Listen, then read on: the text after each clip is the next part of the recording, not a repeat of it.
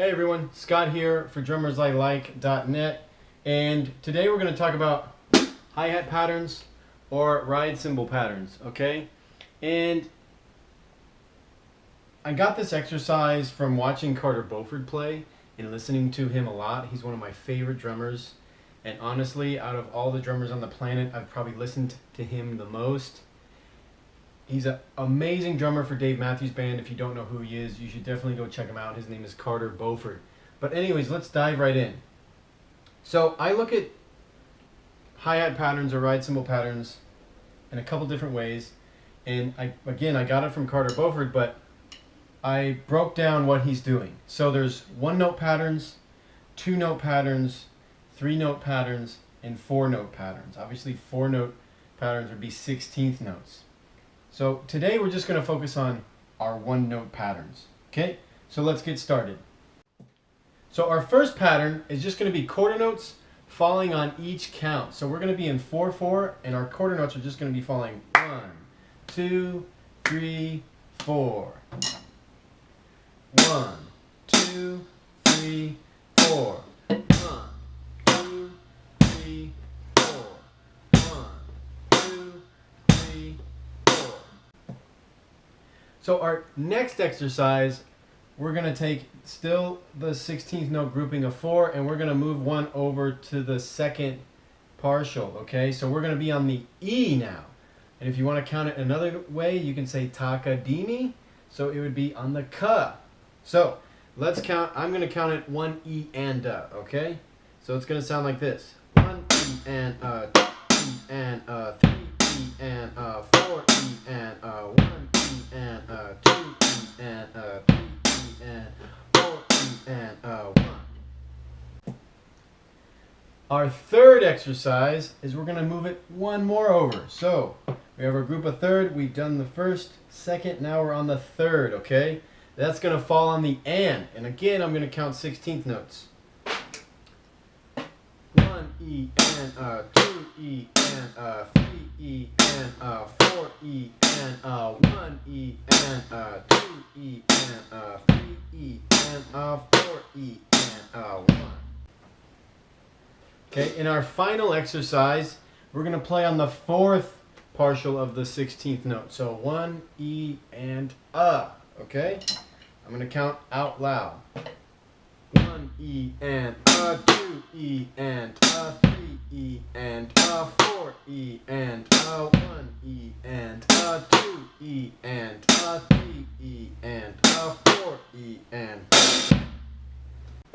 So, if I were to play those a little faster, they would sound like this.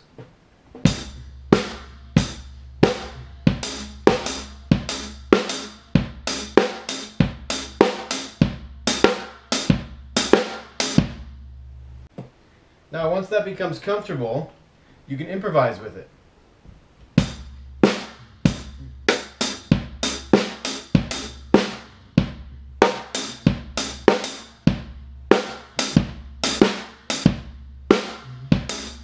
Okay, and next, we can do the same thing with triplets. If you don't know what triplets are, they're 3 even pulses per count, per beat, however you want to think of it. But basically we're going 1, 2, 3, 4, 5, 6, 7, 8, 9, 10, 11, 12. But we're just going to say 1 and 2 and 3 and 4 and okay? We're going to do the same thing just with our one-note ride pattern.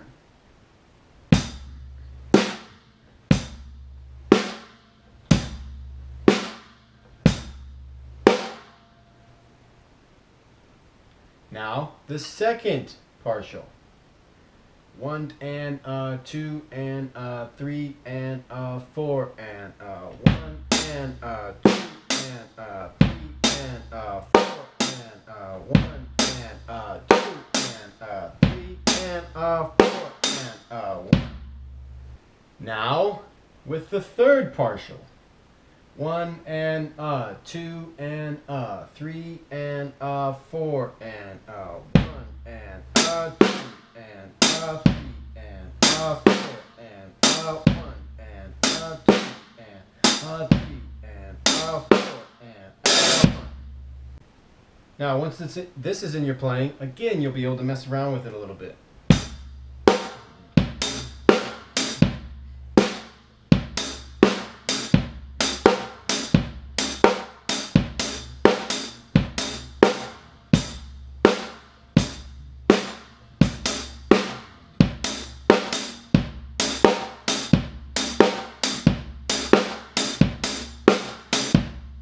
The next thing you want to do is take all these rhythms, practice it with your left hand.